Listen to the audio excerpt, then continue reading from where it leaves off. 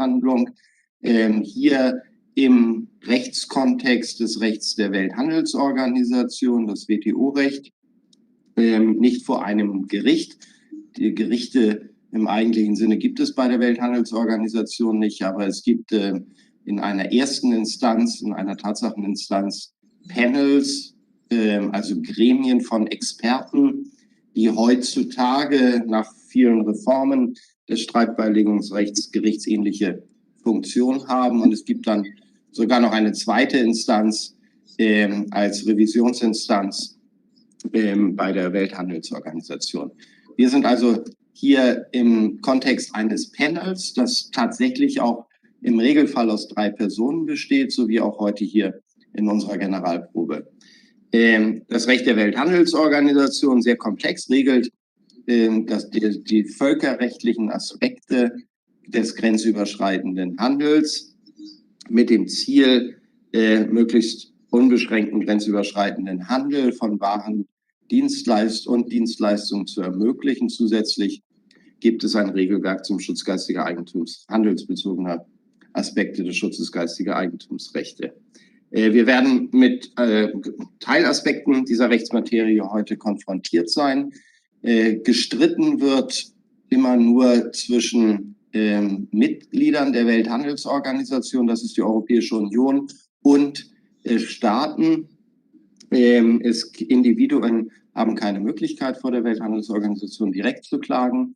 Wir sind also in einer Staat-Staat-Streitkonstellation. Auch heute streiten sich über Rechtsfragen vor dem Panel Dale und Boudica, so heißen in dem fiktiven Sachverhalt, der uns vorliegt, die Streitparteien. Ein Moot Court ist darauf ausgerichtet, für Studierende die tatsächlich anwaltliche Tätigkeit bereits während des Studiums zu trainieren, erste Erfahrungen hier zu sammeln und das in unserem Kontext in einem internationalen Bereich und dann auch in englischer Sprache. Eine einmalige Gelegenheit, über das normale rechtswissenschaftliche Studium hinausgehend, einmal aus ganz anderer Perspektive und auch mit einem anderen Rechtsgebiet, die juristische Tätigkeit zu üben und sich mit anderen Dingen auseinanderzusetzen, die im normalen rechtswissenschaftlichen Studium entweder zu kurz kommen oder vielleicht gar nicht zutage treten. Der Wettkampf, der ein internationaler Wettbewerb ist, mit Teams aus letztlich allen Kontinenten der Welt, ist zweigeteilt. Zunächst einmal gibt es eine schriftliche Runde, die immer so von Oktober bis Januar andauert, in der die Teams den Sachverhalt, der dem Fall zugrunde liegt, bearbeiten, schriftlich und Schriftsätze für die Kläger- und die Beklagtenseite erstellen. Dann wird geprobt für die Plädoyers, also die mündliche Verhandlung.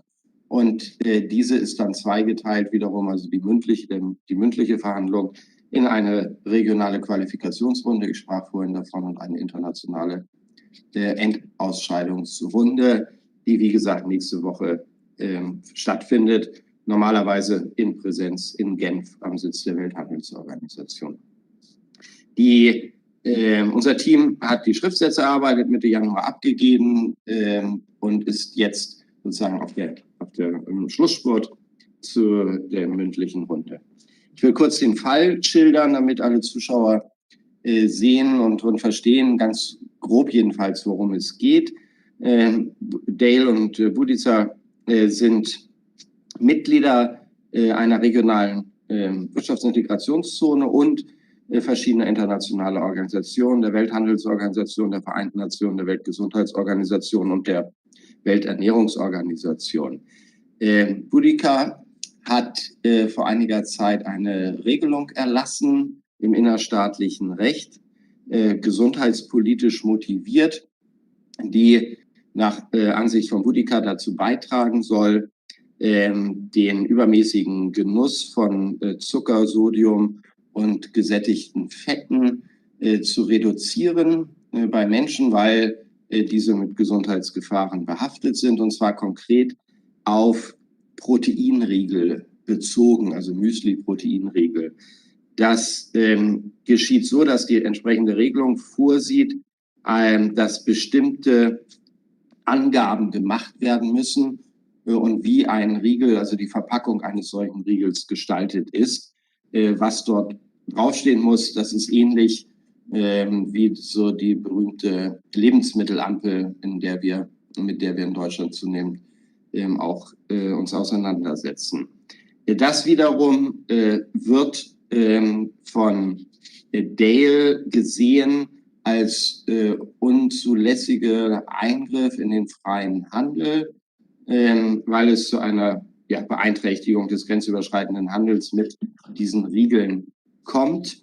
Es wird erstens und zweitens sind konkret, ist ein Importeur oder ist der konkrete Import von 10 Containern mit diesen Riegeln gestoppt worden und zerstört worden, wenn ich es richtig sehe, sind diese Riegel. Daraufhin gab es innerstaatliche, verwaltungsgerichtliche Verfahren und schlussendlich jetzt ein WTO-Streitbeilegungsverfahren eingeleitet von Dale gegen Boudica vor dem Streitbeilegungspanel der Welthandelsorganisation.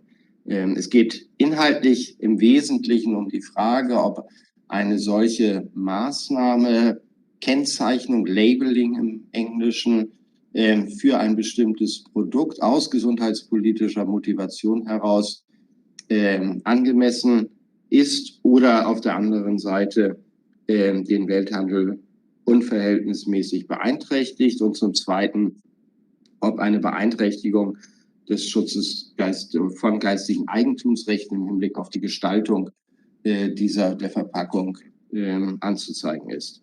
Das ist im Wesentlichen der Sachverhalt. Die Details wird uns das Team jetzt gleich schildern. Ich habe das nur ganz grob gemacht. Wir sind sehr gespannt auf die Plädoyers. Es wird zunächst, aber das wird das Team gleich darstellen, der Kläger, der beschwerdeführende Staat vortragen und dann der Beschwerdegegner. Und das wird unterbrochen, wie es Tradition in jedem Moot Court ist, durch Fragen unterschiedlicher Schärfe und Schwierigkeitsgrades durch die Panelisten, die wir hier sitzen. Herzlichen Dank für das Engagement und das Team und ich übergebe, wir beginnen mit unserer Generalprobe. I'd like to welcome everybody. I introduced already my co-panelists at this panel of the World Trade Organization. The case at hand is the case of Boudica or Dale versus Boudica, and we are ready to hear arguments by both complainant and respondent. We discussed all procedural issues, therefore we can start immediately with our presentations, and I'd like to give the floor to complainant. Please. Thank you very much. Good afternoon, Mr. Chairperson. Good afternoon to the distinguished members of the panel, and good afternoon to the delegation of the respondent.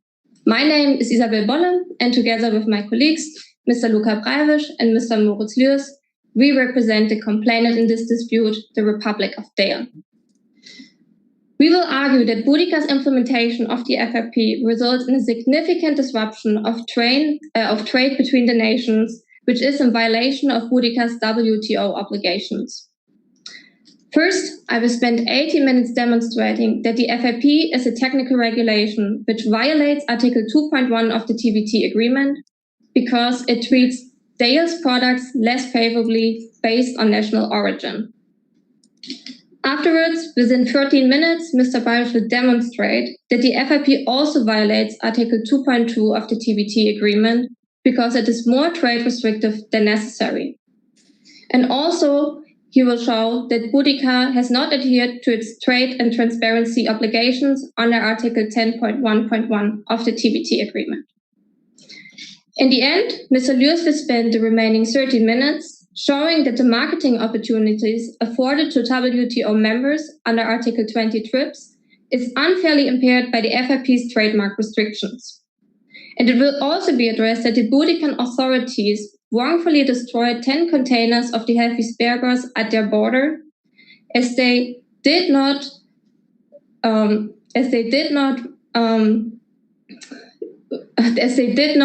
cooperate with the Delian undertakings due to the failure to meet their labeling requirements. This is in violation of the TFA agreement, specifically Article 10.8.2. In the end, with the panel's permission, I will present the rebuttal to the respondent. Thank you. Thank you very much. To reintroduce myself, I'm Isabel Bolle, and I will be the first representative speaking for the complainant today. First, I will address Article 2.1 of the TBT agreement. This is a non-discrimination clause prohibiting to treat an imported product less favorably than a domestic product based on its national origin. For the FIP to fall within the scope of this provision, it must be a technical regulation. What a technical regulation is defined of the Annex 1.1 of the TBT agreement. The Annex of the TBT agreement states that a technical regulation is a document that lays down product characteristics on products in a mandatory fashion. So first, the technical regulation must apply to an identifiable group of products according to the Annex. So looking at the FIP, Article 2 of the FIP states that the document applies to processed packaged food products. Secondly, as it applies to an identifiable group of products, the FIP also must lay down a product characteristic. Looking at the Annex 1.1, it is noted what the product characteristics in the meaning of the technical regulation can be, and this is, for instance, a labeling requirement. Looking at the FIP, it can be seen that... Sorry to interrupt. We have double sound. Maybe you can... Okay. Sorry, I was wondering, is it only the labeling, or isn't it rather that we have a multi-purpose measure here that has different aspects? And I was wondering, is it so easy to say it's one technical regulation? Isn't it rather a bunch of different issues that are at hand here and have to be discussed that needs to be split up? Mr. Chairperson, if I understand you correctly, you propose that, for instance, the FIP could be split up in a multi-purpose measure, for instance, falling under another agreement? Yes, for instance, indeed. So one could think that the FIP, as it concerns food, could fall under the SPS agreement.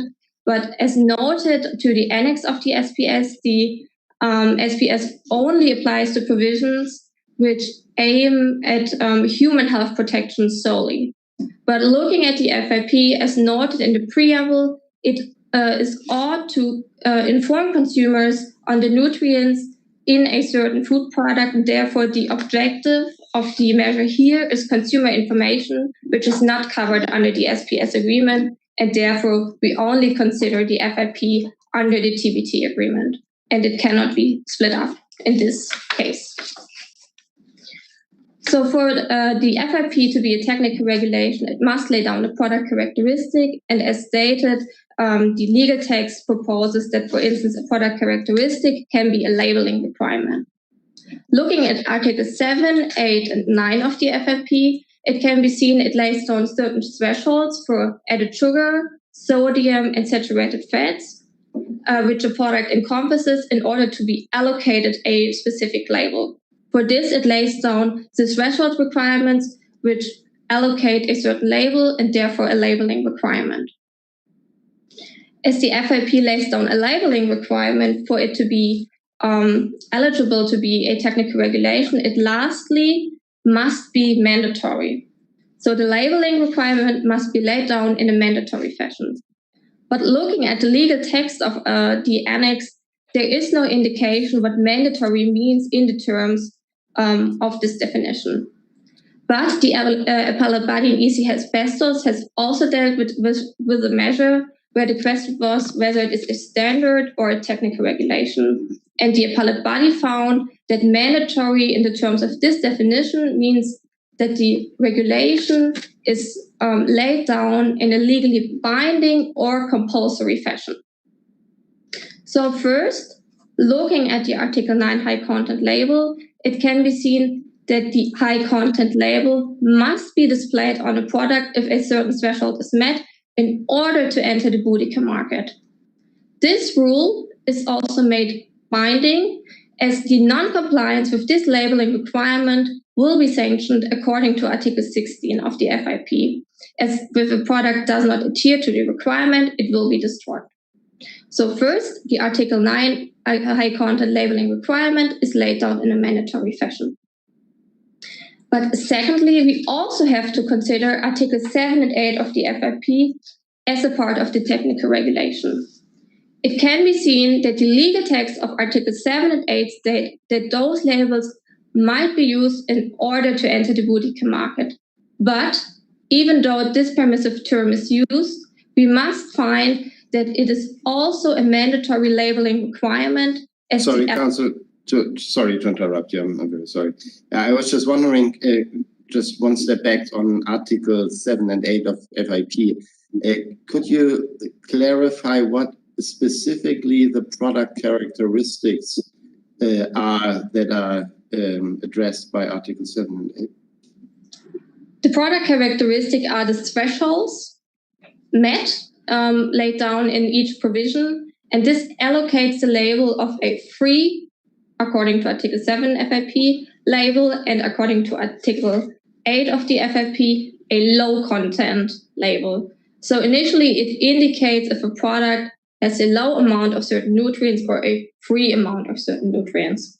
But is that a product characteristic?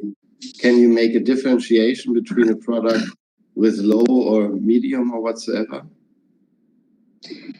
So the technical regulation is laying itself down a product characteristic on the product, but it's not determining a product characteristic it already has.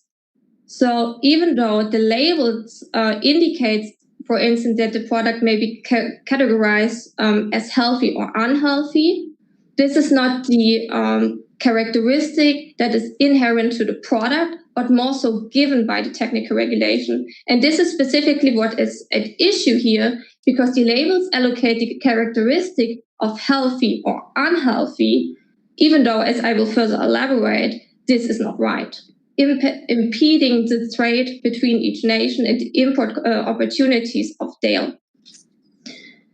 So why we have to consider Article 7 and 8 labels as mandatory? Even though the legal text of the FIP indicates a voluntariness, it has been found by the panel in school that even though the legal text indicates a voluntariness, we must look what is the legal effect of the application of the measure at issue.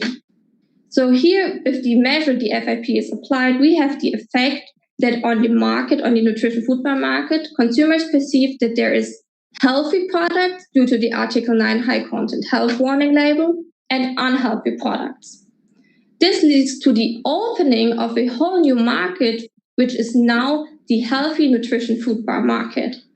So in order for a specific undertaking and states to enter this newfound market, they have to indicate that they are healthy or unhealthy on the terms of the FIP. For this, they have to adhere to the threshold and labeling requirements set down in Article 7 and 8 in order to bear the Article 7 and 8 free and low content labels to satisfy the new demand for healthy products as set out by the FIP. This is, in another way, which I'll later elaborate on, also disadvantaging DALE, as this new market favors also products originating from other states than DALE, which Boudica is preferring in their market. So for this, we also have assessed that the application, the mandatory application of the healthy labels is also to the detriment of the trade from DALE with Boudica. Counsel, may I quickly interrupt? But how is it that DALE is disadvantaged? If I look on the face of the regulation, it seems to be an origin neutral regulation that it kind of only establishes certain threshold requirements according to which it indicates this can be deemed as healthy and unhealthy. So the threshold requirements equally apply to Dale products produced in Dale as they do to products produced in Boudica.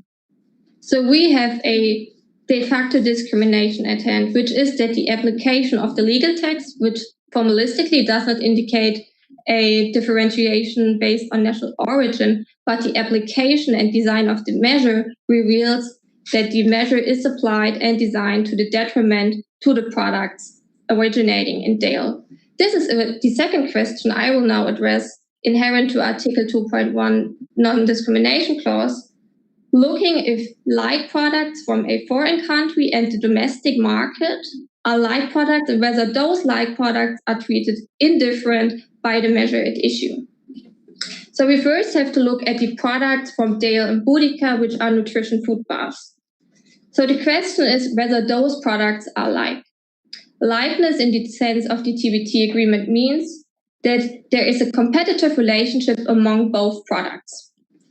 This is assessed by a variety of criteria laid down in the Border Tax Adjustment Agreement, which was endorsed by the appellate body in Used Clove Cigarettes under the TBT agreement. And there are 4 criteria, which are non-exhaustive, which are used to assess the likeness of those products. So firstly, we must look at the physical characteristics of both nutrition food bars. The physical characteristic is an objectively distinguishable mark of the product. So the objectively distinguishable mark for the nutrition food bar, of course, is the ingredient.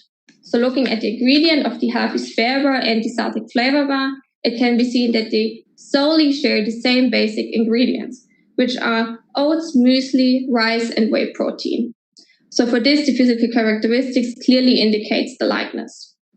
Secondly, we also must assess the products. Counsel, sorry, the concerning physical characteristics, you forgot in your list the ingredients, sugar, sodium, saturated fats. They are different, aren't they? Because you just explained to us lengthily that they are product characteristics, and therefore I think we should consider them as distinguishing the products at hand, and thus indicating that they are not like. Mr. Chairperson, the sodium saturated fats are not the ingredients, but also the nutrients contained in the basic ingredients. And there we can see that there are slight nutritional differences. So they're not like. As I was trying to argue, according to the panel on EC asbestos, health risks may associate with a basic ingredient can be permitted to the assessment whether products are physically unlike. But there is a crucial difference to the EC asbestos case. In the EC asbestos case, we dealt with asbestos, which was proven to be deadly if one was exposed to it, and it was proven to be cancerous. The nutrients at issue here are proven to further obesity, but it is not scientifically proven that they are directly related to the development of certain diseases. But what Boudica is trying to do is setting out a scientifically unjustified health warning on those 3 ingredients in order to establish their label.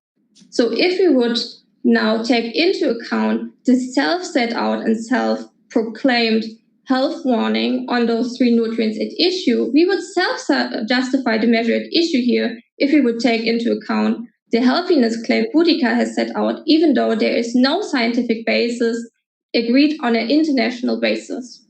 So these 3 nutrients at issue do not render the products physically unlike. As it also must be noted that those nutritional indifferences are also shown on the back of the pack in the nutritional contents table, but according to the Annex 2, consumers did not care about the nutritional indifferences, as both products had leading market shares, indicating a close competitive relationship on the basis of the slight nutritional indifference.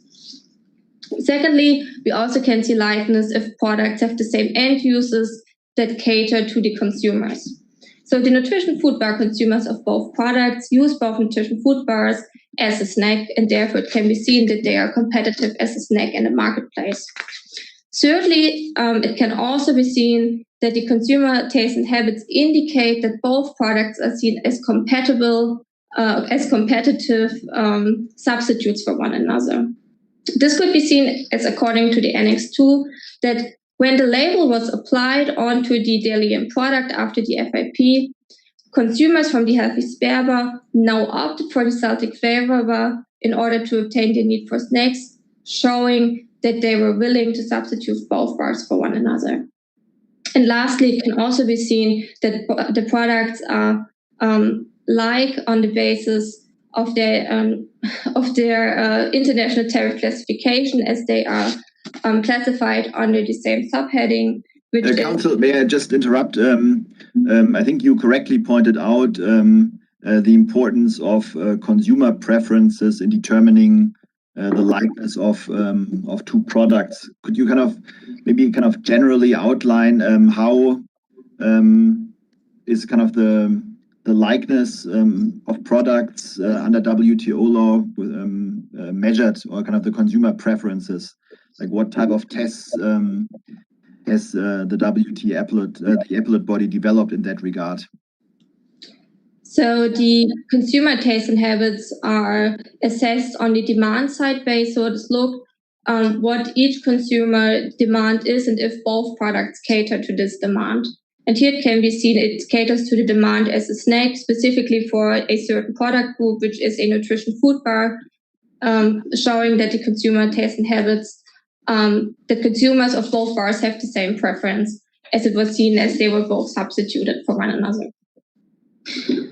So as both products are like products, the FIP should not treat the Delian products less favorably than the domestic Celtic Flavor Bar based on the national origin. So we could see that the FIP is according a less favorable treatment to the Delian bar, as first the FIP modifies the conditions of competition for the Delian bar, and secondly, this does not stem from legitimate regulatory distinction. So as I've already hinted on, the application of the Article 9 high content label also bears the incentive to the consumers that this product is a health hazard, which led to the consumers cease to buy the Delian product, which resulted in a significant market share loss, therefore having in the application a detrimental impact to the import opportunities and market competition opportunities of Dale. And this, secondly, does not stem from a legitimate regulatory distinction, as the thresholds and the assignment of the health warning on the content of the nutrients at issue is not even-handed. This is not even-handed as the FIP imposes an obligation to utilize the high content threshold health warning labels, even though it does not adhere to international standards. We have to see that the Article 2.1 assessment of a regulation's legitimacy is also related to Article 2.4 of the TBT, which states that members, before imposing a unilateral measure, have to look at applicable international standards before they cease to adhere to it. This means that Boudica is not free to adopt any labeling scheme they wish, but they have to regulate their human health concern under a standard which has been jointly negotiated in a standard development organization, if there is one available. Let me interrupt you, but you say this so clearly. What about the FAO regulations and guidelines that exist? Mrs. Panelist, as my time is or has run out, I would kindly ask you for 2 more minutes, and then I would answer your question and conclude the submission. Okay. So we have, under the TBT, the notion that there should be no discrimination, and the notion that a member should, before they impose a unilateral measure for a legitimate objective, look if there has been a jointly negotiated standard to maybe pursue a domestic concern. So for the legitimacy of Article 2.1, We, of course, have to integrate the thought for a measure's legitimacy before we can deem it non-discriminatory. So with the FAO standard, it can be seen that they also only impose a free and low content label without the notion of a healthiness claim, as there is no scientific basis relating to the high content label Boudica has set out, because there is no scientific evidence available that a certain threshold over the FAO's free and low content claims is directly, immediately related to the development of deadly NCDs that Boudica, per their preamble, is aiming to combat. So as there is no scientific basis, they cannot justify that they have departed from the international standard that is applying to their health concern, which is the overconsumption of unhealthy, or as they said, unhealthy processed packaged food products. So as they cannot show that it's justified to depart from their standard, which would be applicable to their health concern, we must conclude that their threshold they have imposed is not even-handed. And as the regulatory distinction between all these labels and the complementary health warnings is not even-handed, we have to see that this regulation, which is the high content, free content, and low content labels, is not legitimate. Counsel, I think you're raising a very important point. So I would like to ask a follow-up question. You will have the time to answer it, and then I think but you won't have the time to complete your submission.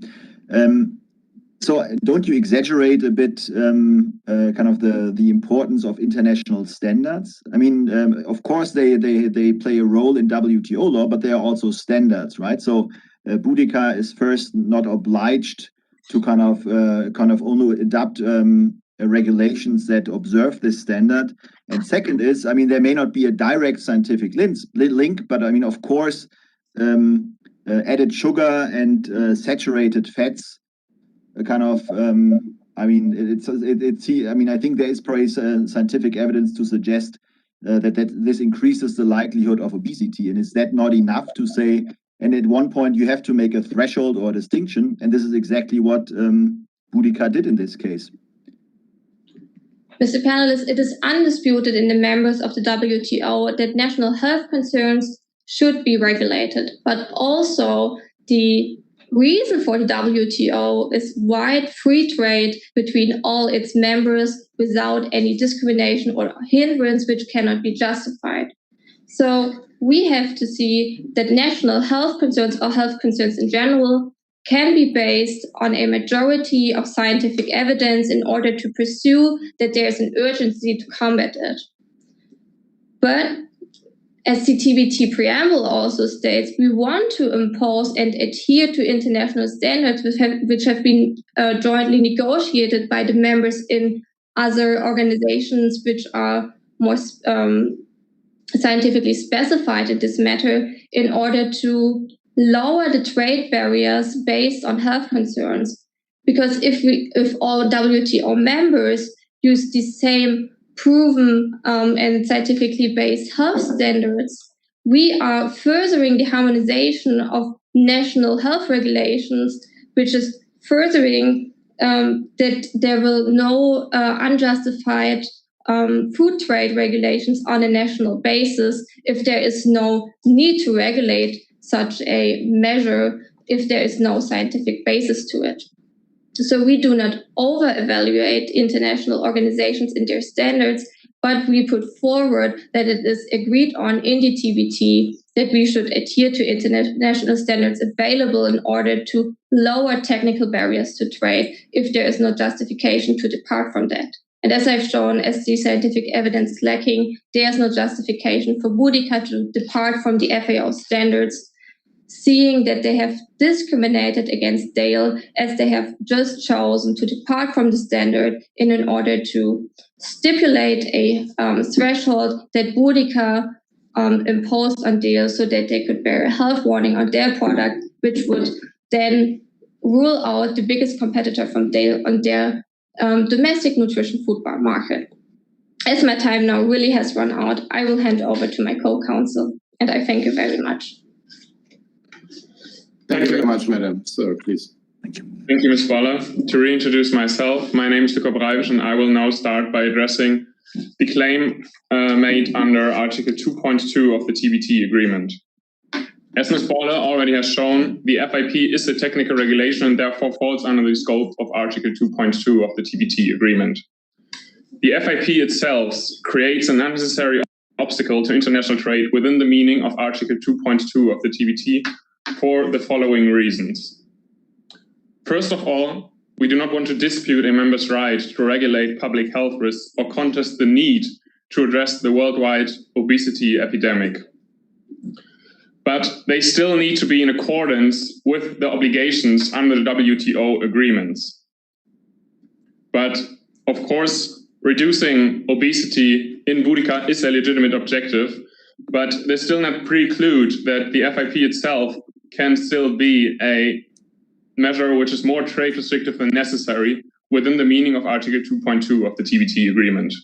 Counsel, sorry to interrupt, just a quick question. Is it possible to apply both Article 2.1 and 2.2 on the same set of facts? I mean, if we come to the conclusion as a panel that there's a violation of 2.1, can there be, in addition to that, a violation of 2.2 that we, or the other way around, we have a violation of 2.1 and no violation of 2.2, or vice versa? Is that, what is the relationship between 2.1 and 2.2? Mr. Chairperson, Article 2.1 is about whether there's a less favorable treatment to a specific group of products originating from a certain country in comparison to domestic products.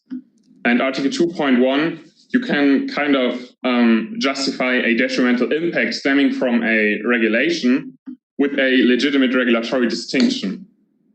And now Article 2.2, there's another obligation, since it obliges members to not adjust measures that are more trade restrictive than necessary. So there must not be any unnecessary obstacle to international trade. And therefore, if you have a legitimate regulatory distinction under Article 2.1 TBT, you can still violate your obligations under Article 2.2 when the measure which has a legitimate regulatory distinction is still an unnecessary obstacle to international trade.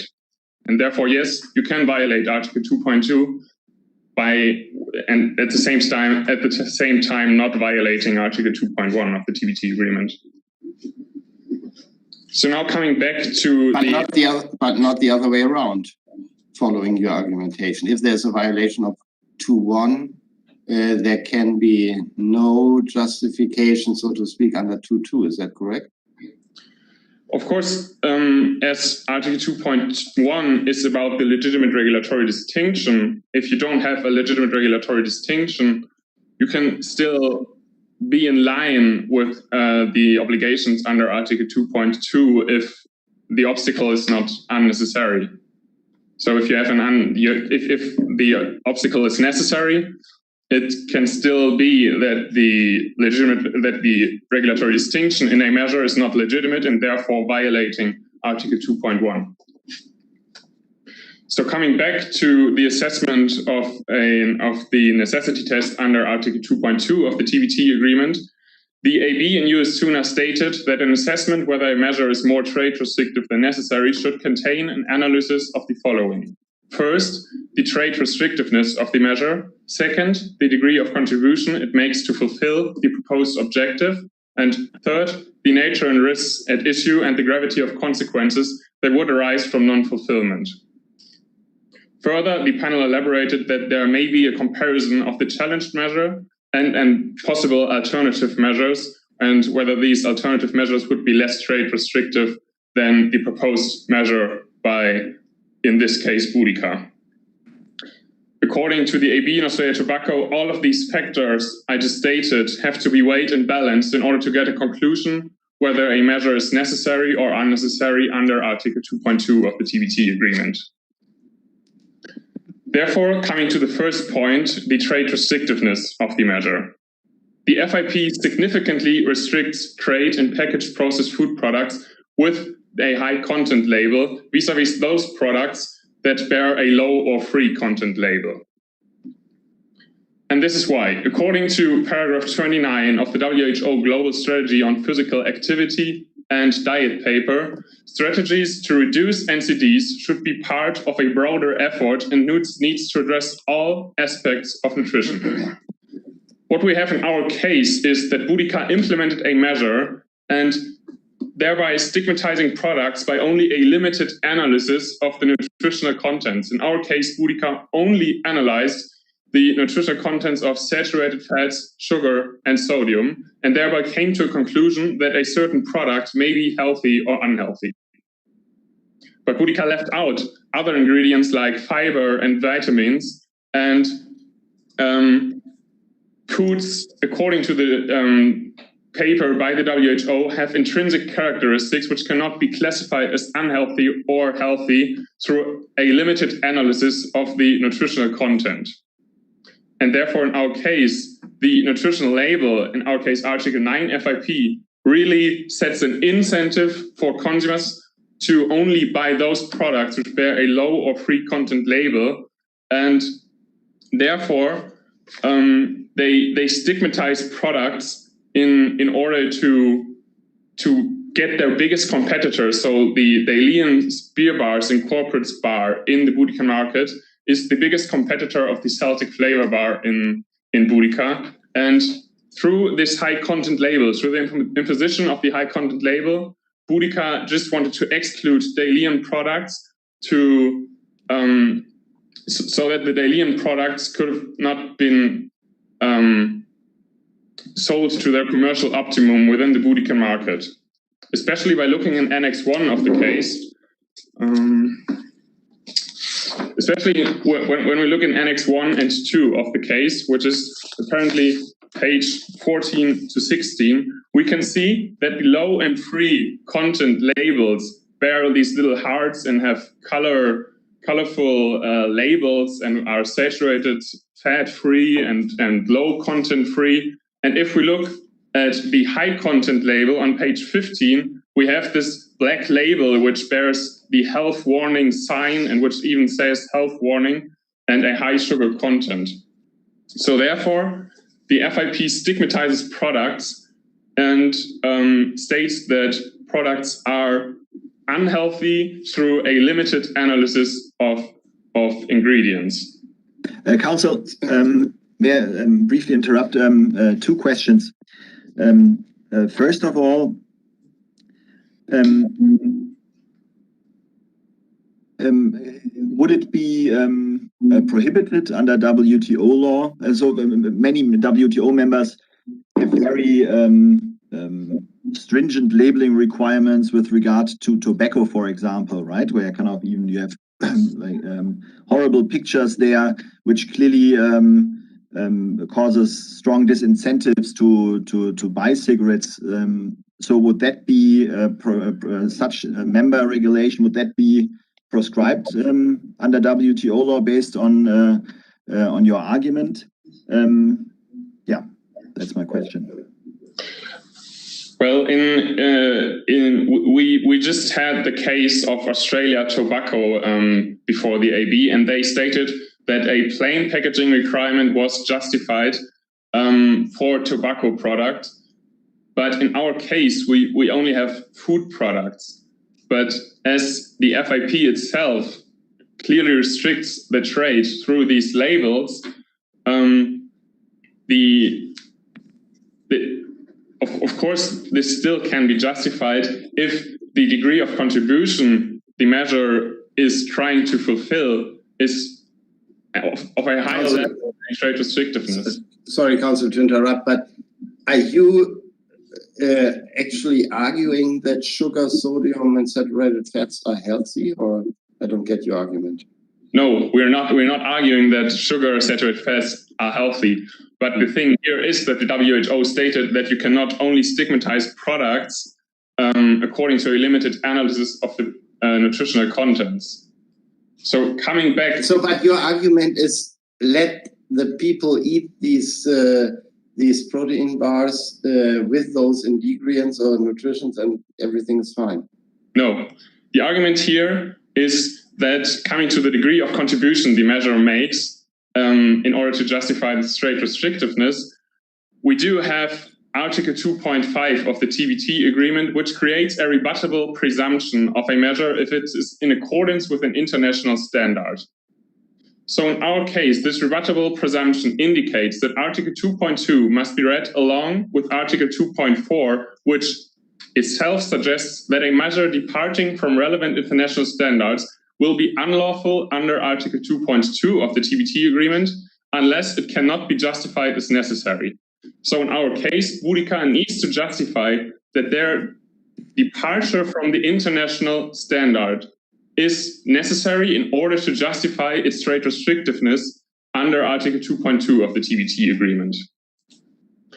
But Counsel, you kind of at the beginning you outlined the test for a measure not being more trade restrictive than necessary, right? You said two critical criteria are the trade restrictiveness of the measure, and here we have, as you outlined, a labeling requirement, where kind of generally in trade law you would say labeling requirements belong to the rather more benign category of trade restrictions. And on the other hand, if we look at the health risk at stake, we're dealing here with an obesity epidemic. So kind of, I mean, we are just experiencing another epidemic right now. So kind of, if we kind of just look on the one hand at kind of the rather benign trade restrictiveness of the measure on the one hand, and kind of these severe health risks, how can you argue that this labeling requirement is more trade restrictive than necessary? Mr. Panelist, we already have a measure within the international context. Looking at the Codex Alimentarius Commission, they published guidelines to label products. So the Codex Alimentarius Commission has guidelines which labels products whether on a free or low content basis. Boudica argues that they need Article 9 FIP in order to lower their obesity rates in Boudica. But this is not true if the contribution, the degree of contribution can also be reached through this international standard we have, which harmonizes international trade. And if Boudica departures from this international standard, we do have a lot of firms in the whole world which do need to repackage their products for a specific local scheme. And each system, if we have other members in the WTO that are just implementing their own individual measures, then we need to adhere to each system, and exporters in other countries would need to comply with a novel system of food labeling. So therefore, we do have this international standard which can fulfill the standards, the contribution set out by Boudica, and therefore we do not need Article 9 FIP, the high content label, since the Codex Alimentarius Commission sets out labeling requirements which can, on the one hand, emphasize consumers to switch to these low and free products, and on the other hand, help or even push producers to adhere a new free and low content, a new healthy marketing strategy. And therefore, the international standard we have, which should be used by by Boudica, would still contribute to the means of set out by Boudica, and therefore the FIP and the high content label is more trade restrictive than necessary, and is therefore violating Article 2.2 of the TBT agreement. And as my time is running out, I would just hand over to my co-counsel. Thank you. Thank you, Mr. Breivisch. Good afternoon, Mr. Chairperson. Good afternoon, distinguished members of the panel. My name is Moritz Lührs, and I'd like to begin by briefly summarizing the claim under Article 10.1.1 TBT. On the 13th of October 2019, Dale sent an inquiry to the Boutiquin inquiry point asking for clarifications and details about the new food information package, and the inquiry point did not respond to that inquiry to date. By that action of non-response, the Boutiquin inquiry point violated Article 10.1.1 TBT because firstly, Article 10.1.1 TBT requires actual responses to every single inquiry. And secondly, although the TBT committee meeting discussed the details and issues of the inquiry, it was held far too late. Sorry, Counsel, where from the wording do you get the obligation from to respond to each and every request or inquiry? I don't see that there. Mr. Chairperson, you're right. The wording is just stating that an inquiry point must exist and must be able to respond to an inquiry. Indeed. But having a look to Article 3.2 of the DSU agreement, it states that a panel must assess a treaty or a provision according to the customary rules of interpretation of public international law. These customary rules of public international law are codified in Article 31 of the ReCLT. And this provision of the ReCLT clearly states that a provision should not only be interpreted according to the exact wording and to the literal terms that are stated in this provision, but also according to the objective and purpose and the intention of the members who discussed and who imposed this provision.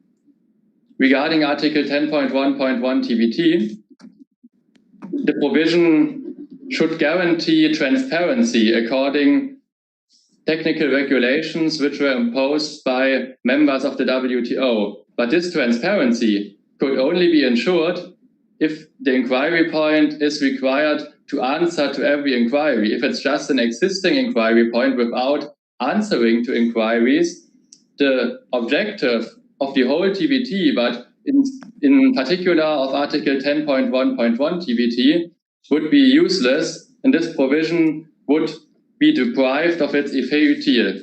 And this is why Article 10.1.1 actually requires responses to every single inquiry, and it is not sufficient to discuss the details and the issues of an inquiry within a TBT committee meeting 1 month after the inquiry was sent. Counsel, just to be clear, we are not in, this is not an EU law case, but a WTO law case. Does the principle of effet utile, is that an interpretative principle of WTO law? Mr. Panelist, as the WTO members had an intention by imposing and discussing the TBT agreement, and in particular Article 10.1.1 TBT, it is necessary that every provision is interpreted in a manner supporting the effet utile and the intention of the WTO members why this provision was imposed and why this provision was discussed in this manner. It is written down in the agreement. And as one of the main principles of the whole WTO system is the transparency between WTO members, it is in particular necessary that a provision like Article 10.1.1 of the TBT agreement, or similarly Article 7 of the SPS agreement. Counsel, sorry to interrupt, but again, following up on the question of my colleague, has there ever been a panel or the appellate body referring to effet utile?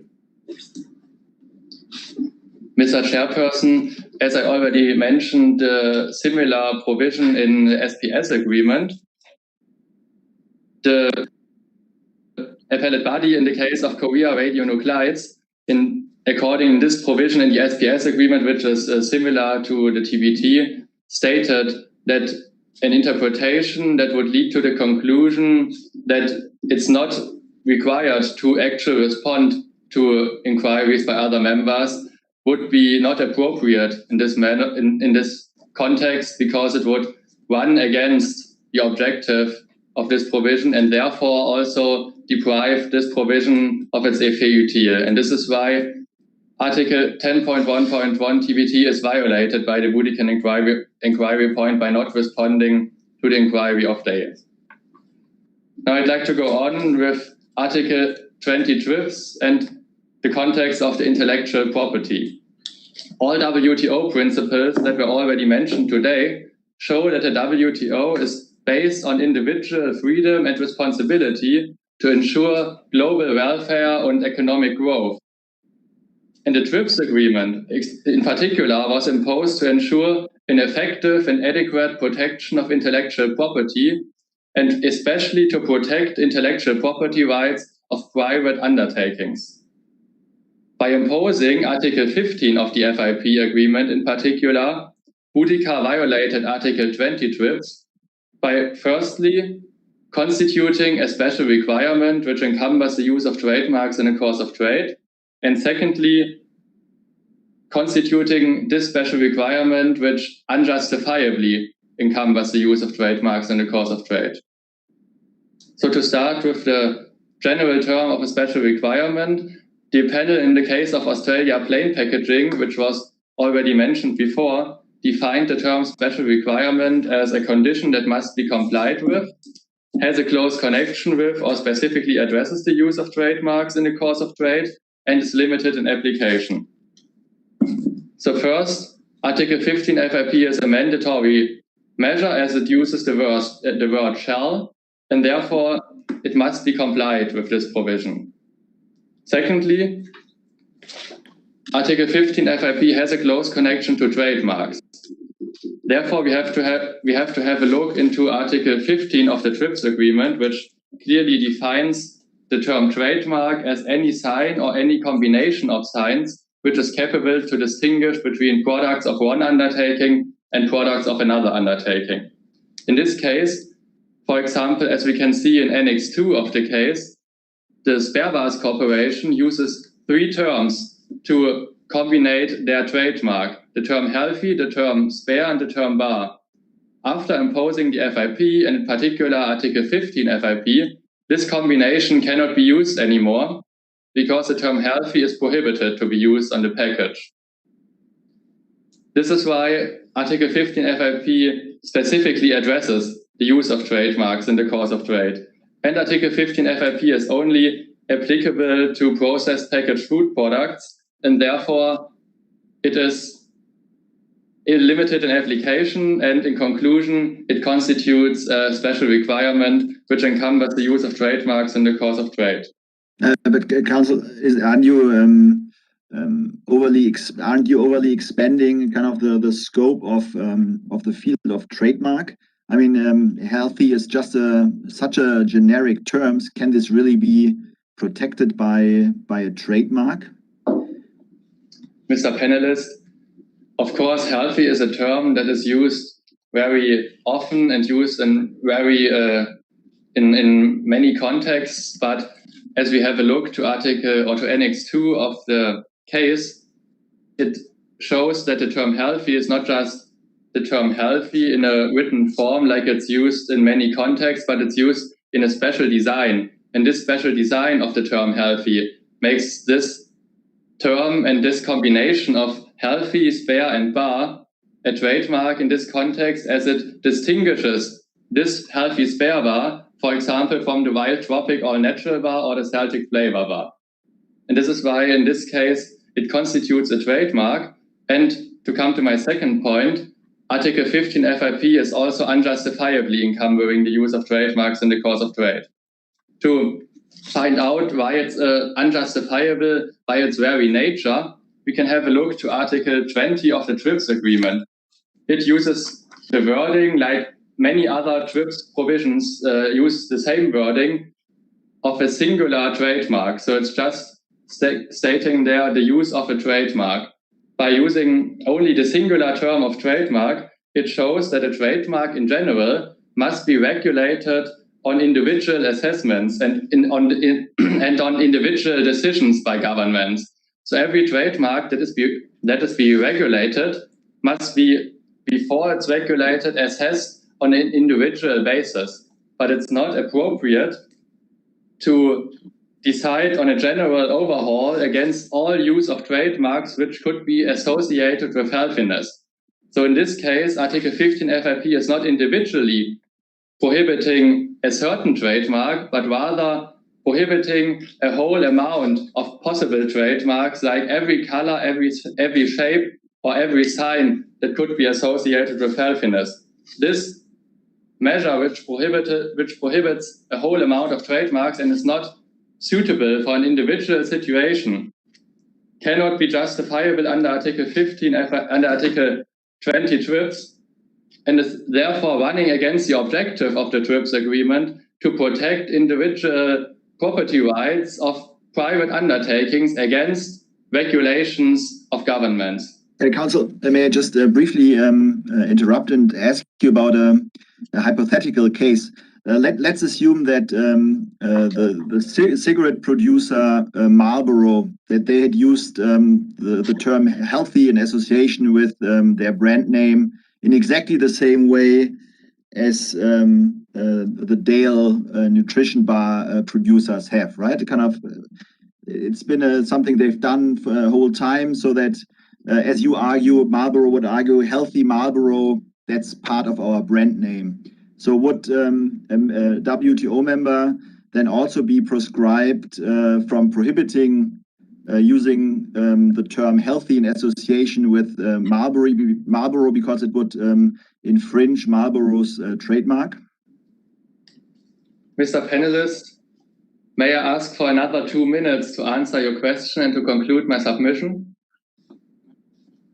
Yeah. Thank you. Yes, please, sir. So to come to your question, as I stated, Article 20 of the TRIPS agreement makes it important that the singular form of a trademark, and therefore every individual trademark, must be assessed in this individual situation. So if there is a regulation, for example, on a Marlboro tobacco product, which uses the term healthy, it must be assessed on the individual basis of this case. In this case, Article 15 FIP is not assessing one product, one individual product, and one individual trademark which is printed on the product, but rather Article 15 FIP, as the wording clearly states, shows that all colors and all shapes and all numerals and all design elements that could be associated with healthiness are prohibited on all processed packaged food products.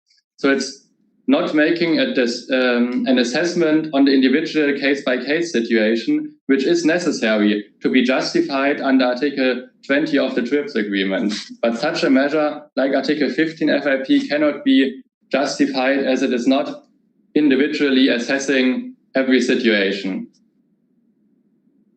So in conclusion, the FIP, as we heard also by my co-counsels, serves as an instrument to protect Boudicca's domestic economy under the disguise of protection of public health. And the FIP constitutes thereby an obstacle to international trade and discriminates foreign undertakings and is not capable of reducing the prevalence of obesity in Boudicca and to protect public health in a sufficient manner. And for all these reasons, the Republic of Dale asked the panel to find that the food information package violated Article 2.1 and 2.2 of the TBT agreement, as well as Article 20 of the TRIPS agreement, and the Boudiccan authorities violated Article 10.8.2 of the TFA and Article 10.1.1 of the TBT agreement. And with no further questions, this concludes the submission of the complainant. Thank you very much. Thank you very much for the complainant. Wir machen eine ganz kurze Pause, kommen gleich dann zum Respondent, vielleicht an die Zuschauerinnen und Zuschauer gerichtet. Natürlich sind Sie herzlich eingeladen, noch weiter auf YouTube zu schauen. Das geht jetzt nochmal sozusagen nur eben mit umgekehrten Argumenten in eine zweite Runde.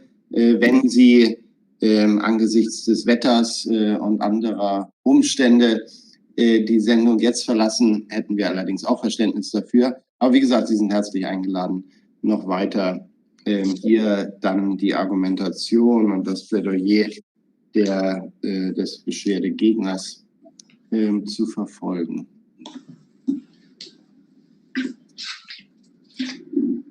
das Team.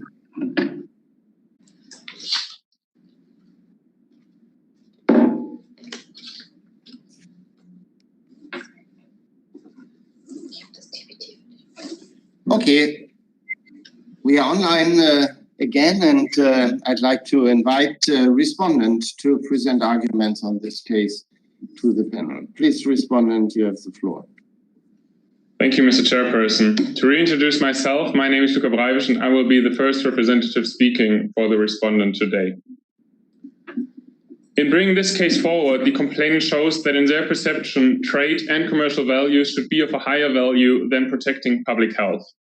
In 2018, already 32% of Budokan adults were obese, and 5 out of every 10 NCD-related deaths were linked to obesity. Without any intervention, more than half of the Budokan population will be obese by 2050. However, every country, including Dale, the complainant, is facing the same challenges, as the global obesity epidemic will increase without proper state interventions like the FIP at hand. So this case is not only about the dispute between Boudica and Dale, but this case is setting an example, establishing members' autonomy to regulate public health risks for a future where consumers can make informed choices regarding their healthy diet. So in this case, the FIP is not a discriminatory measure and is not establishing unnecessary obstacles to international trade. Rather, the FIP fully complies with Boudica's obligations under the WTO agreements. We will start by laying down that the complainant's claims that the FIP violates Article 2.1 and 2.2 of the TBT agreement lacks any foundation in law, since the FIP does not constitute a technical regulation within the meaning of Annex 1.1 of the TBT agreement, and therefore is falling outside the scope of Article 2 of the TBT agreement. So first, the FIP constitutes a multi-purpose measure which serves TBT and SPS purposes simultaneously. So in this regard, Article 7 and 8 FIP are not mandatory within the meaning of Annex 1.1 of the TBT agreement and are therefore not constituting a technical regulation. And Article 9 and 15 FIP are SPS measures falling under the scope of SPS Annex A1B. First, starting with Article 7 and 8 FIP. The complainant argued that Article 7 and 8 FIP are binding and compulsory, and therefore are constituting a mandatory requirement under Annex 1.1 of the TBT agreement. But the complainant in this regard failed to establish the difference between, on the one hand, a requirement, and on the other hand, which is required under Annex 1.1 of the TBT agreement, a mandatory requirement. Sorry, Council, just to clarify, this discussion on mandatory yes or no, is that relevant for the question of multi-purpose measure or not? I didn't get that. This is relevant for the discussion whether Article 7 and 8 FIP themselves are constituting a technical regulation under Annex 1.1 of the TBT agreement. Article 9 and 15 FIP are constituting SPS measures under SPS Annex A1B and are therefore falling outside the scope of Annex 1.1. So coming back to Article 7 and 8 FIP, the panel in US Tuna stated that a requirement refers to conditions or criteria that must be fulfilled in order to comply with something or with a requirement. But on the other hand, a mandatory requirement under Annex 1.1 of the TBT agreement is made compulsory by law. The complainant stated that Article 7 and 8 FIP are having a legal effect, a mandatory legal effect.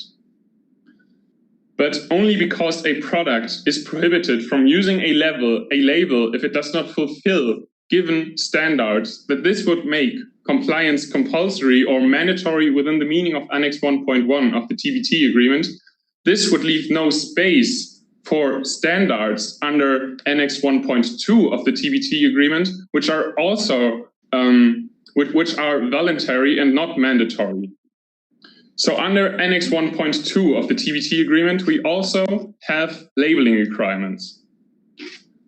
But if any labeling... Sorry to interrupt. So let me get this. You say that the labeling is not mandatory for the delay in products? They could just sell them on your market without being labeled? Madam Panelists, this is about Article 7 and 8 FIP. And Article 7 and 8 FIP are not, you do not need to, so Article 7 states that you may include a free content label if you fall under the thresholds of Article 7. And it's the same for Article 8 of the FIP. So for Article 7 and 8, the Article 7 and 8's labeling requirements, the complainant stated that there is a mandatory labeling requirement, but only because there is a requirement, since you do not need to put these labels on your products in order to get access to the Boudican market, only because there is a requirement to use that label, because of course we do enforce products that are bearing the label but not complying with the set out requirements under Article 7 and 8. But refresh my memory, didn't your authorities destroy these specific bars?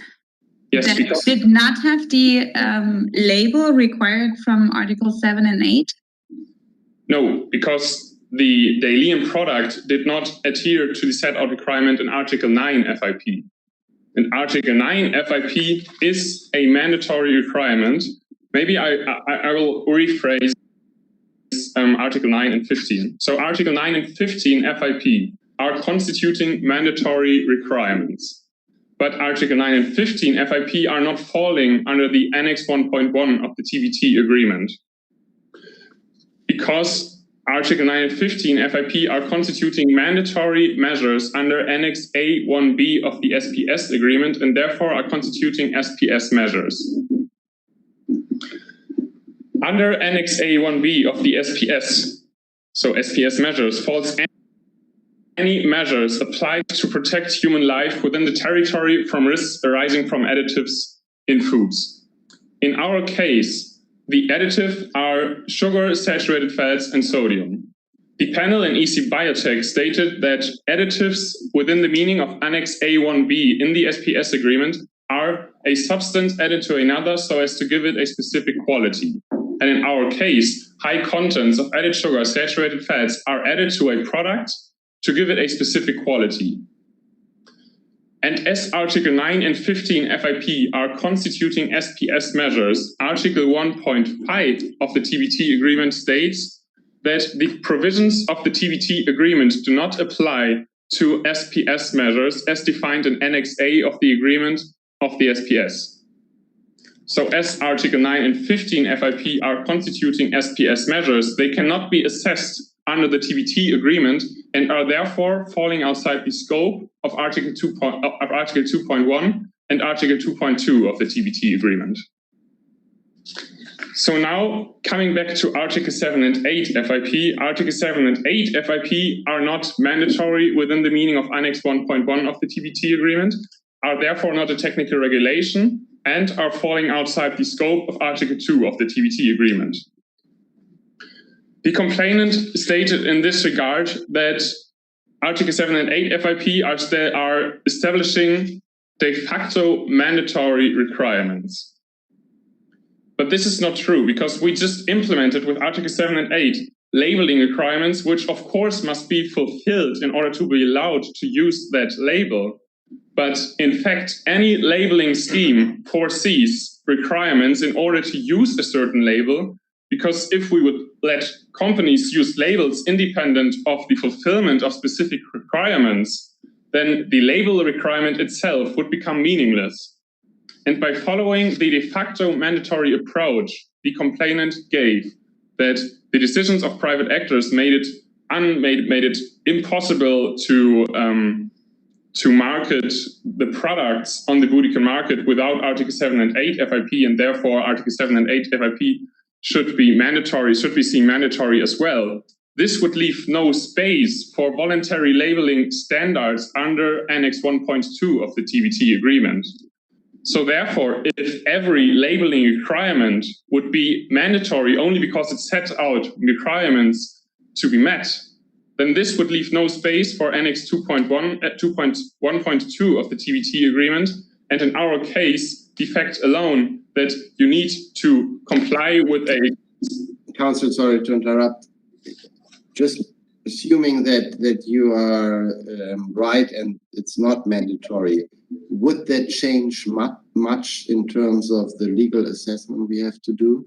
I mean, isn't the standard that applies to labeling more or less the same, disregarding whether it's mandatory or non-mandatory with regard to the code of conduct and so on? Well, in our case, the complainant just claimed that we violated Article 2 of the TBT agreement. And as Article 7 and 8 FIP are not constituting technical regulations because they are not mandatory, and Article 9 and 15 FIP are constituting SPS measures, and therefore, according to Article 1.5 of the TBT agreement, cannot be assessed under the TBT agreement, then we cannot assess Article 2 of the TBT agreement, and therefore the claim that the FIP violates Article 2 of the TBT agreement, this would lack any foundation in law. But if the panel finds that the FIP still constitutes a technical regulation under Annex 1.1 of the TBT agreement, the FIP would still be consistent with Article 2.1 of the TBT agreement for the following reasons. The complainant stated that the products at issues are like products because of their physical characteristics, the product's end uses, the consumer tastes and habits, and the tariff classification. So starting with the physical characteristics. The physical characteristics in our case are, according to the complainant, like because the products share the same basic ingredients, which are whey protein, rice, and whey protein and rice, and because of those basic ingredients that we should find that the physical characteristics of both products, the Celtic flavor bar and the healthy spare bar, are alike. But Mr. Chairperson, as you've already stated, there is not only these basic ingredients, but we do have the amount of sugar, saturated fats, and sodium. The complainant stated that these differences are only slight, and therefore we should not assess those ingredients in order to come to a conclusion. But the Celtic flavor bar and the healthy spare bar are different regarding their nutrients because the healthy spare bar has 3 times the amount of sugar, 4 times the amount of saturated fats, and 5 times the amount of sodium. So how can we find that this is only a slight difference? So therefore we can see that the physical characteristics, disregarding the basic ingredients, but the decisive nutritions of the nutrition food bar are not like in our case. This is further important if we consider under the consumer's taste and habits that the AB and EC Asbestos stated that health risks are relevant in the examination of likeness to the extent which consumers are or even would be willing to choose one product instead of another. This is really important because the complainant stated that if we would assess the ingredients of sugar, saturated fats, and sodium, that we would self-justify our measure. The AB stated that health risks are or can or would be willing to indicate a product's unlikeness. Because in ECS... may I briefly interrupt? So first, are kind of the physical ingredients of a product really so determinative? Because there probably is no product that has, or different products that have exactly the same ingredients, right? That's why you're rightly kind of looking at what consumers think. And isn't it true that before these the adoption of the labeling requirement scheme, that a kind of the nutrition bars from Boudica and from Dale competed, where both market leaders competed on the same market, were kind of deemed alike by the consumers in Boudica, in Dale, sorry. Mr. Panelist, the complainant in this regard stated that the RAHO had a study that 92% of the consumers did not care about the ingredients in products. But this is not true because the RAHO study stated that 92% of the consumers usually do not understand nutritional facts printed on the products. So in our case, we just made those ingredients, those decisive ingredients for your health, visible to consumers so that the consumers can make informed choices based on their healthy preferences. So if 92% of consumers do not know, do not understand the nutritional facts printed on a product, we need to make those preferences visible so that consumers can make informed choices. So if consumers knew the consequences of consuming food with a high content label, they would definitely shift towards alternatives lower in saturated fats, sodium, and sugar. This is supported by several studies, also by the WHO, finding positive links between, on the one hand, nutritional label use, and on the other hand, a healthy consumption. So therefore, preferences for healthy products have been already there before the establishment of the FIP and have not been shaped through the FIP itself. And therefore, the consumer tastes and habits cannot be seen like in our case. So consequently, as those characteristics have to be there cumulatively, the physical characteristics and the related consumer tastes and habits regarding the physical characteristics are not like. Both the Celtic flavor bar and the healthy spare bar are not like in our context. So even if the panel finds that both products are like, the FIP is still in accordance with its less favorable treatment obligation under Article 2.1 of the TBT agreement. The FIP is based on a legitimate regulatory distinction. It may have a detrimental impact, but the detrimental impact in our case is not decisive because a measure can cause a detrimental impact if this detrimental impact is origin neutral and does stem from a legitimate regulatory distinction. So in our case, there is a causal link between the excessive consumption of saturated fats, sodium, and sugar and the development of ingredients. These are, according to the WHO, if we look in Annex 4 of the case, the most harmful ingredients regarding weight gain and obesity. The complainant in our case stated that we did not base our measure on the Codex Alimentarius, on this international standard, the Codex Alimentarius guidelines. But the AB in EC Zardin stated that as a basis for does not mean the same thing as to conform to.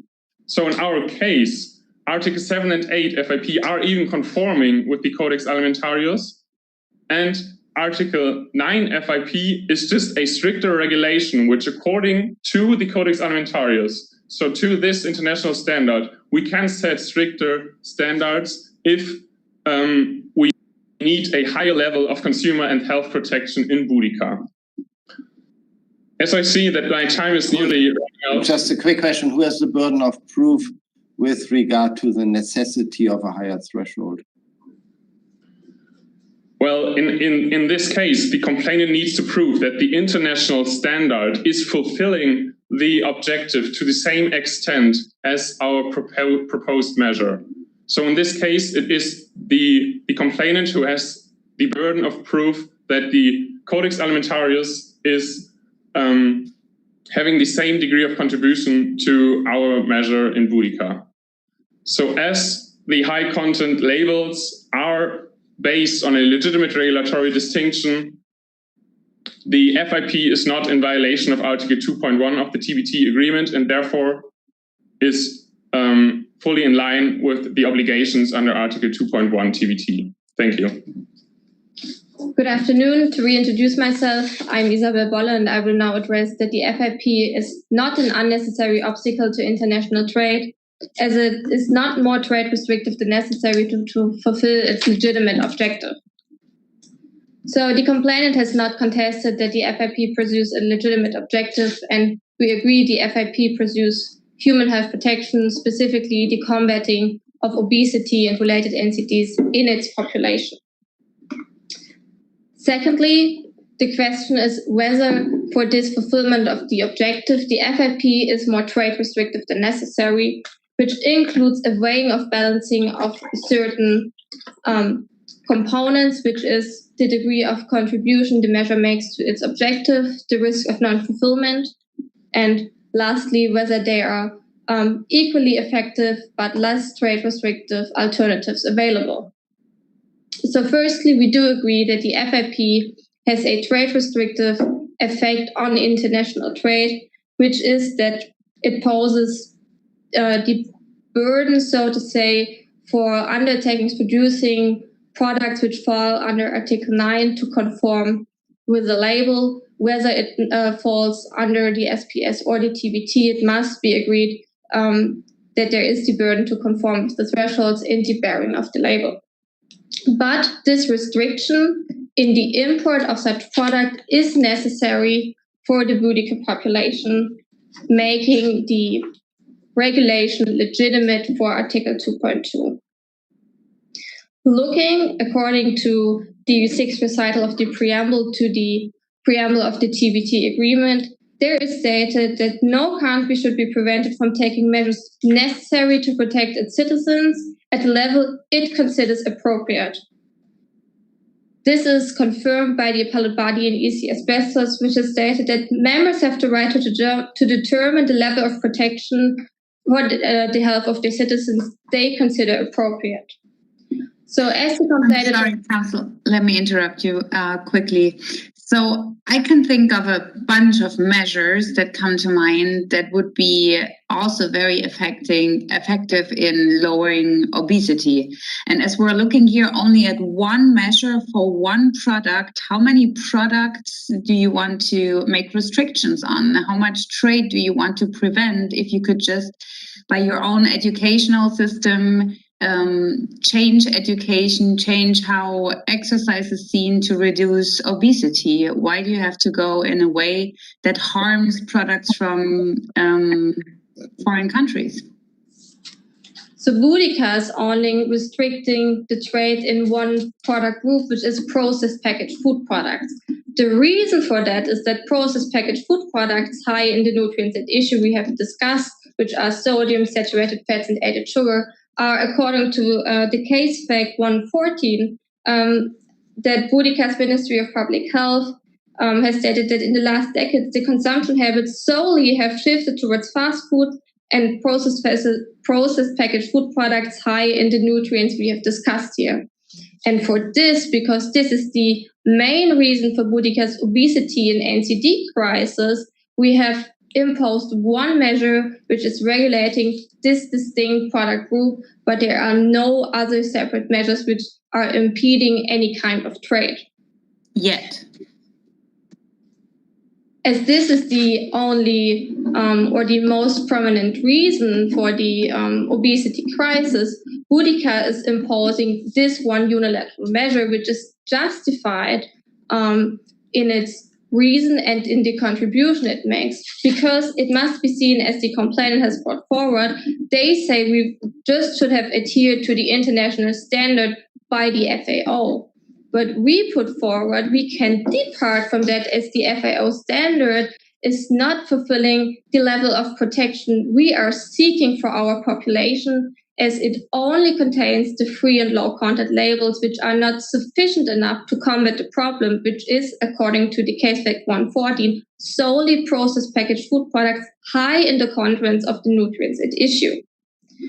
So we rebut that it is justified that we depart from this standard, as according to the Health Evidence Network of the WHO, direct inclusions of the indications of a product unhealthiness reduce the impulsivity of consumers to purchase this product, and therefore the high content labels are proven to decrease the purchasing of those products which are the sole reason for the problem we have today, and therefore it makes the most contribution to the overweight and obesity problem we have in Boudica.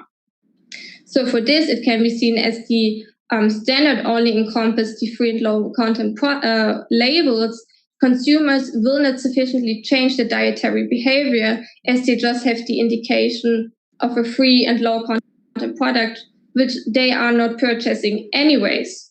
So for this, we need the labels on the product, which is the sole demand and the sole reason for the obesity we have today.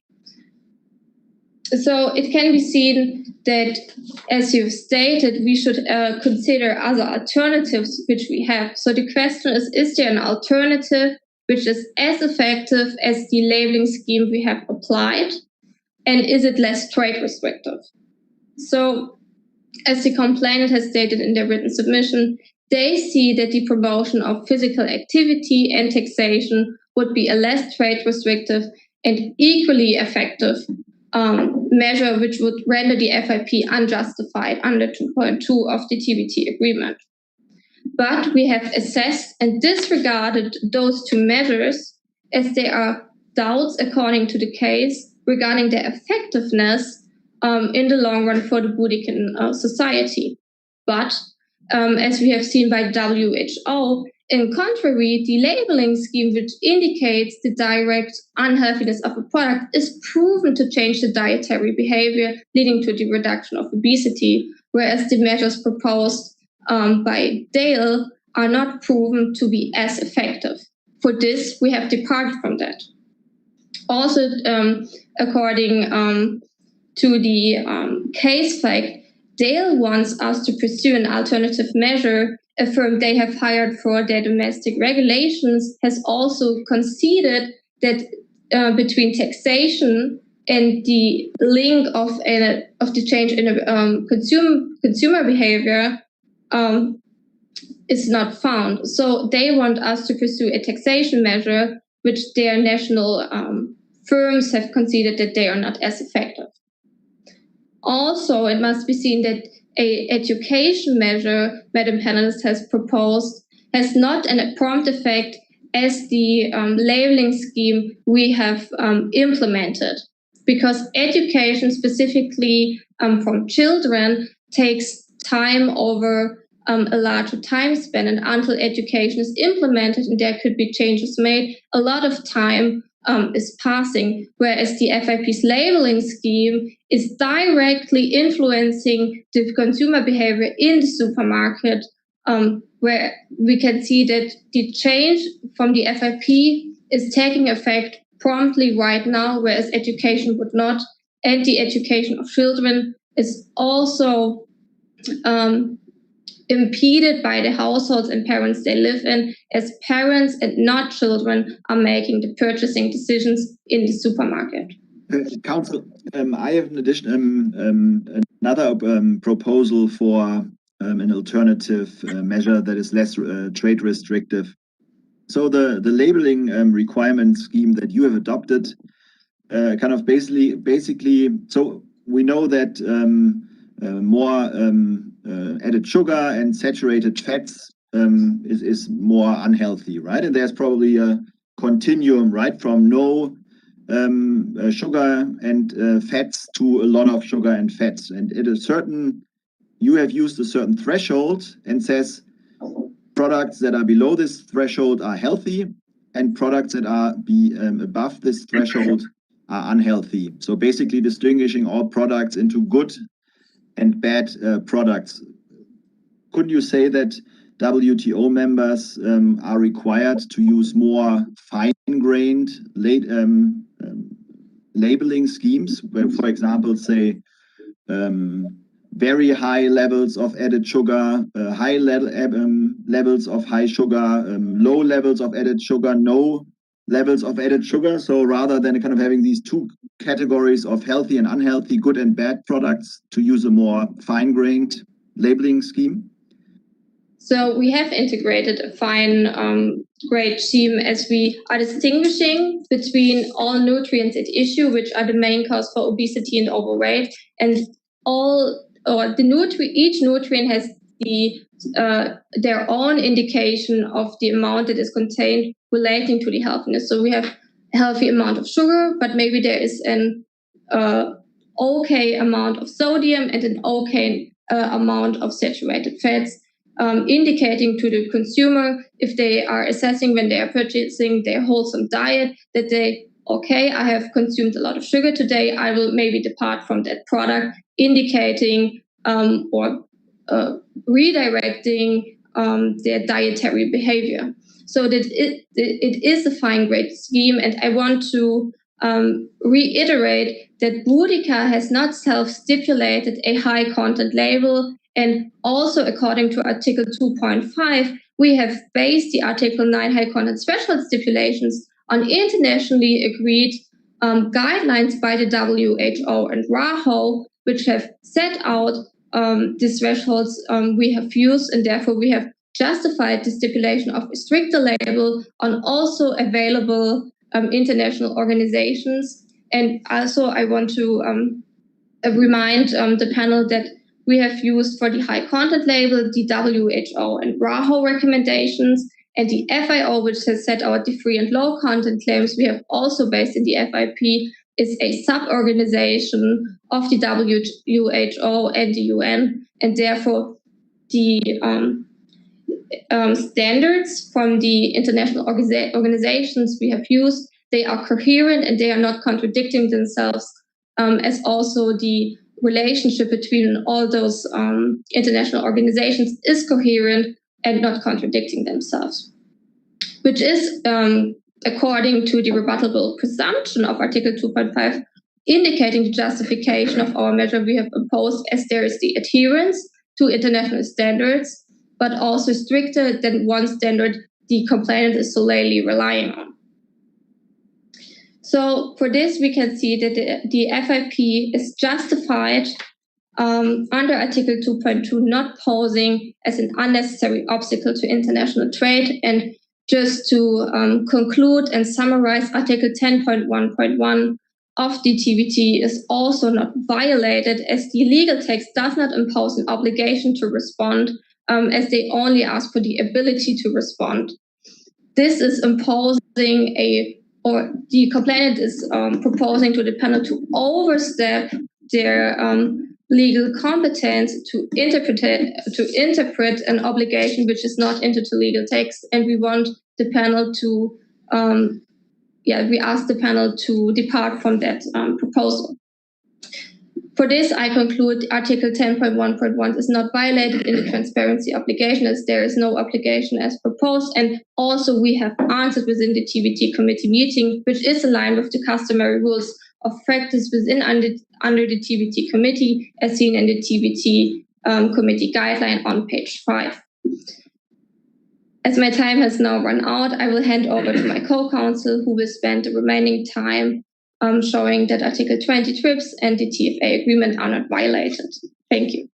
Thank you, Madam. Please. Good afternoon, Mr. Chairperson. Good afternoon, distinguished members of the panel.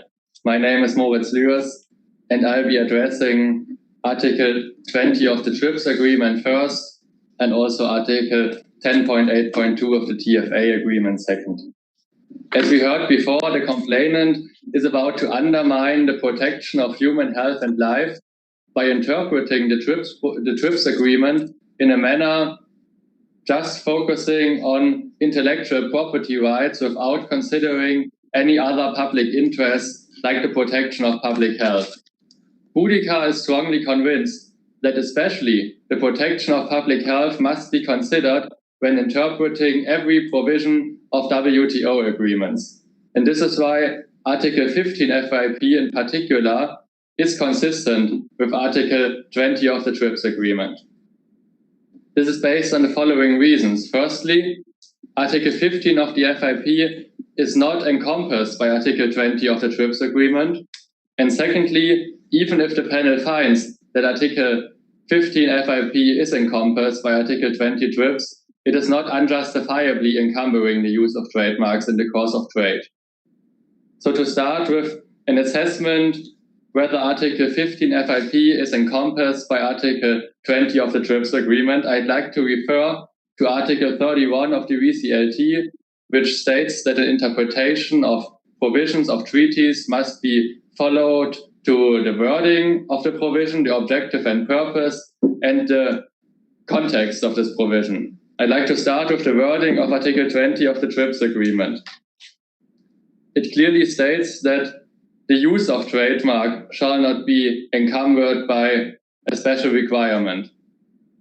this indicates that there must be a use of trademarks at all. In this case, Article 15 FIP prohibits the use of trademark. Therefore, there cannot be any use which can be encumbered by this provision. So Article 20 TRIPS is Sorry to interrupt you, but isn't the prohibition of a trademark the strongest form of not usage? Madam Panelist, it might be seen as a strongest form of an encumbrance, but as the wording of a provision is the start but also the end of an interpretation, it would not be appropriate to interpret Article 20 TRIPS in a manner also covering a prohibition, although it is not clearly stated in the wording of this provision. And this is also supported by the context of this provision, as Article 19 of the TRIPS agreement, entitled Requirements of Use, clearly contemplates and recognizes that there might be governmental restrictions like prohibitions on the use of trademarks. And Article 20 of the TRIPS agreement, which is entitled Other Requirements, therefore only comes into questions if the use of trademark is not restricted by the government with a prohibition, which is also, or which is even recognized by Article 19 of the TRIPS agreement. But not only... But you could also say that Article 19 is the provision on the use, whereas 20 is a provision on any other interference with the trademark, for example, a prohibition. Mr. Chairperson, to find out what's the intention of the drafters of this agreement, what's the main important point in this context, we could have a look to Article 32 of the VCLT, which clearly states that the negotiating documents and the negotiating histories must be taken into account. The TRIPS agreement was discussed in the Uruguay round, and this round directed on practices like the use together with domestic trademarks, or the use of a trademark, for example, in a special position on the product packaging. For example, in the case of Indonesia Autos, Indonesia imposed a measure where every foreign trademark had to be placed along with a domestic Indonesian trademark.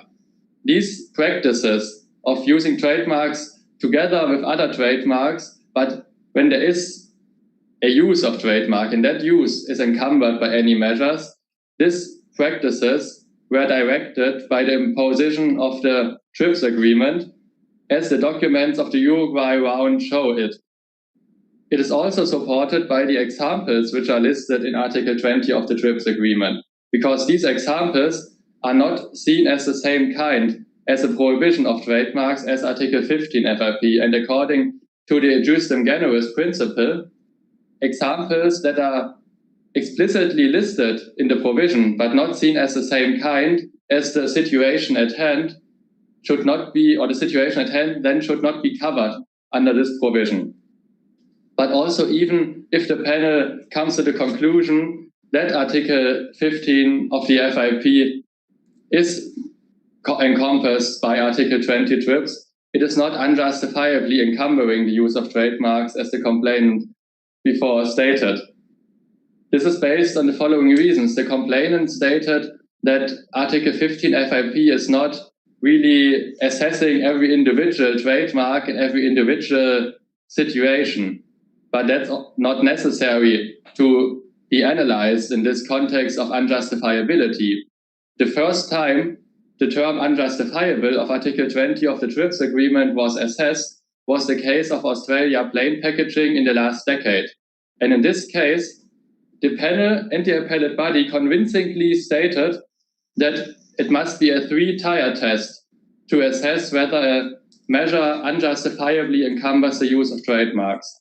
Firstly, the nature and extent of the encumbrance must be considered.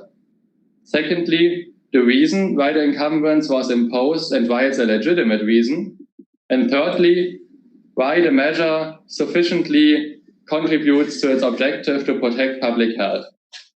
In this case, the nature and extent of the measure is to be seen in a measure which only comes into question if there's a contradiction between a high amount of sugar, sodium, and saturated fats on the one hand, and design elements that evoke healthiness on the other hand, that confuses consumers and shows consumers that a product might be healthy, but it's not healthy because of the high amount of sugar, saturated fats, and sodium. And so it's a measure to a not really high extent, especially compared to Australia plain packaging, where every tobacco product was to be forced to be plain packaged, and not only certain design elements were prohibited by the measure.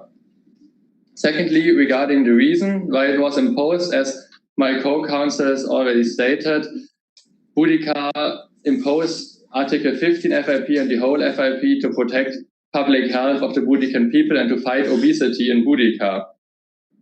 Especially considering the TRIPS agreement, the protection of public health is a legitimate reason, as the WTO members, the WTO members who imposed the TRIPS agreement, after imposing this agreement, discussed the Doha Declaration on TRIPS and Public Health, which must be seen as an authoritative interpretation according to Article 9.2 Marrakesh Agreement. And this authoritative interpretation clearly states in paragraph 4 that a member of the WTO must not and should not be prevented of imposing measures to protect public health by the TRIPS agreement. And this is also stated in the objective and the principles of the TRIPS agreement itself. In Article 8 of the TRIPS agreement, it states that also a member is not prevented from protecting public health by this agreement. But now the question is whether this reason to protect public health is sufficiently contributing, or by this encumbrance to prohibit certain design elements is sufficiently having an impact on the protection of public health and the control of the obesity epidemic. And in this case... Let me interrupt you for a second. It's really impressive how you're finding all the detailed regulations where a country can abstain from free trade, basically. And there are quite a few provisions. But if you put the general picture of the free trade and that any special rules should be the exception into focus, then where do you stand on that? Sorry. Because you make it seem like the exceptions are the rule. Madam panelists, of course there's the rule that we must adhere to free trade and support a global and open and transparent economic growth. But on the other hand, especially in a situation of the obesity epidemic, where it's a difficult and harmful situation for global public health, it is necessary to weigh and balance the interests of free trade on the one hand and the interests of public health and the protection of public health on the other hand. And in this weighing and balancing, Article 20 of the TRIPS agreement clearly states that the question whether a measure is unjustifiably must be assessed on this weighing and balancing basis. And in this case, to be justified, it must be a measure that is strongly based on scientific evidence to protect public health or to contribute to its objective to be justified. According to a study by the British Food Journal, design elements like prohibited in Article 15 FIP having a strong impact on consumers' behavior. And this impact is also shown in a scientific study of the International Journal of Consumer Studies, which also showed that terms like healthy or terms like light or colors like a light blue color are having a really big impact on consumers' behavior and therefore change the behavior of consumers buying unhealthy products. I already mentioned the case of Australia plain packaging. In this case, there were also studies made that supported the view that every design element on a packaging, or in particular appealing design elements, like also on the tobacco products, but also on food products, are having an effect on the consumer, that consumers are really likely to buy these products, both tobacco and unhealthy food. And this is why it is appropriate to find that also Article 15 FIP will have an impact on consumers' behavior and will have an impact on the decisions of consumers to buy unhealthy or products. I would like to quickly interrupt you. So if we kind of think through your argument and kind of imagine that we found your practice to be in conformity with WTO law and all other WTO members kind of followed your example, does it mean that all unhealthy products, hamburgers, French fries, chocolate, and so on, I mean, there are thousands of products that they all can use green colors, light blue colors, that they basically have to change their entire branding. I mean, that's kind of what I understand your argument to mean. And isn't this extremely trade restrictive on the one hand, and kind of the health benefit of kind of not being allowed to using light blue colors is probably not that big, regardless of the study you've just cited in a journal? Mr. Panelist, of course, not all products that might be unhealthy must change their design elements. Only these products must change their design elements which fall under Article 15. So only these products must change which fall under the high content sector, because they are proven unhealthy according to these thresholds, which are based on scientifically recommended international standards. And therefore, it is not a measure to a really high extent to restricting intellectual property. And even if it would be restricting to a very high extent, we can have a look to the case of Australia plain packaging, where every product looks the same. So every product had to comply to this measure by reducing every design element on their tobacco products. And also this measure was found to be justifiable because there was a link between the design of the packaging and public health of the people. And therefore, it is also appropriate to find that in this case, there's also a link between product packaging and the design of this packaging on the one hand, and the protection of public health by reducing unhealthy diets of people and therefore reducing the obesity epidemic in Boudica and also in the whole world.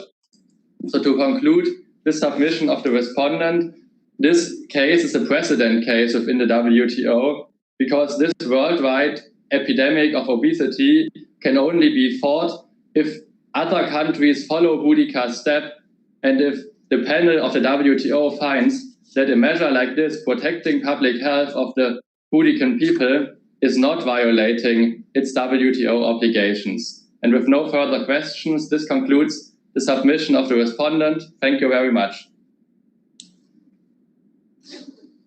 Thank you very much for arguments by respondent.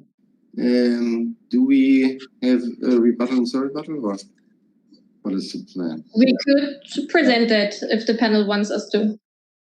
Very short, please. Yes. Okay, usually it's 5 minutes, but we can, okay. Make it 2 minutes. 2 minutes, okay.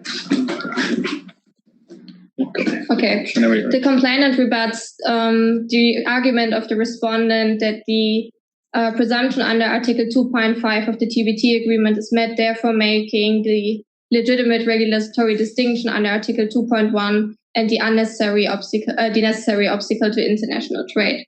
This is because Boudica is proposing that their adherence to parts of the FAO standard and the application of the WHO and RAHO guidelines would be complementary, making their stricter regulation legitimate.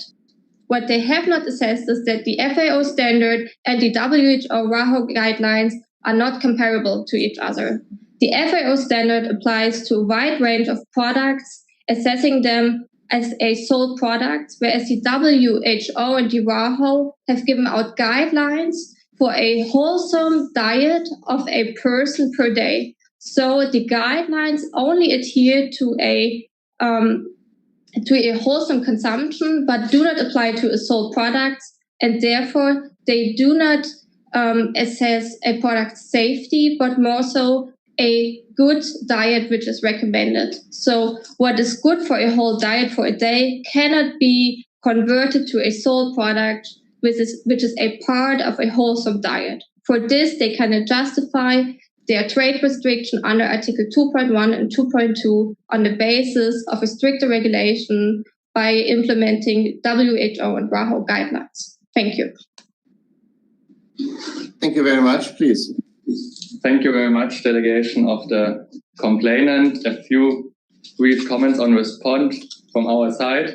So the complainant stated that the thresholds and values the FIP uses for recognizing which products fall under which labeling sectors are not really based on scientific evidence, on international recommendations, and not based on individually detailed recommendations which are stated by the FAO, for example. But that's not correct. The thresholds measure of a WTO member uses do not have to be completely the same as internationally recommended by the FAO, for example. They just have to be based on these recommendations. And as we can see, Article 7 and 8 are really based on these recommendations of the FAO. Furthermore, according to or referring to Article 9 of the FIP, WTO members are allowed to set a stricter standard if it's necessary to protect public health. And regarding the extremely harmful situation and the extremely serious situation of Boudica regarding the obesity epidemic, it is necessary to set stricter standards than the FAO set out in their recommendations. And these stricter standards are also based on scientific evidence. For example, on the 2019 WHO report, the 2012 WHO report, and a guideline by WHO and WHO. And especially these guidelines are really regulated for individual products and individual ingredients, for example, sodium, fats, and sugar.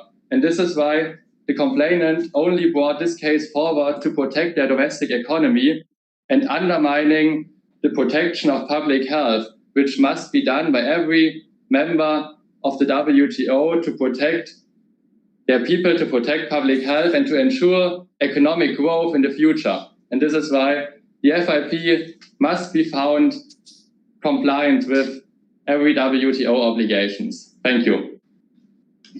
Thank you very much. Thank you very much, both parties, for presenting their arguments. Und of course, herzlichen Dank an das Team für diese tolle Generalprobe. Ich denke, das ist einen Applaus wert.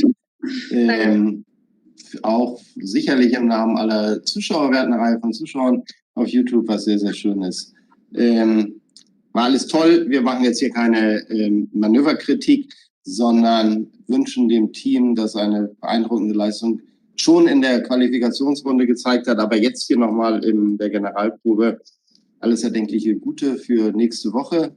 Es geht unter anderem gegen London nochmal und dann werden wir am Ende der Woche wissen, wie wir abschneiden, wobei entscheidend ist, dabei zu sein in der internationalen Finalrunde. Alles andere muss dann auch ein wenig der Zufall der jeweiligen Auslosung zeigen, die den Wettkampf bestimmt. Also herzlichen Dank an alle Zuschauer, viel Erfolg, alles Gute. Danke. Ja, Dankeschön.